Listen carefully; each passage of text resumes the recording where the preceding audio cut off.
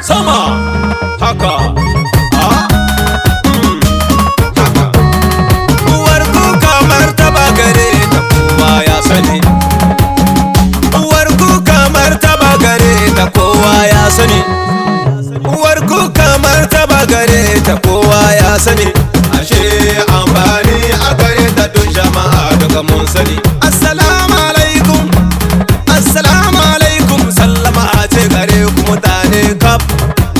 haka baki yan gida assalamu alaikum anuwa alaika salam bashir boda mai buga tambura yau tamburan da zan muku ba mamasha sarki kasa ba mana tambura to ku bude kunnuwa labari zan sakan muku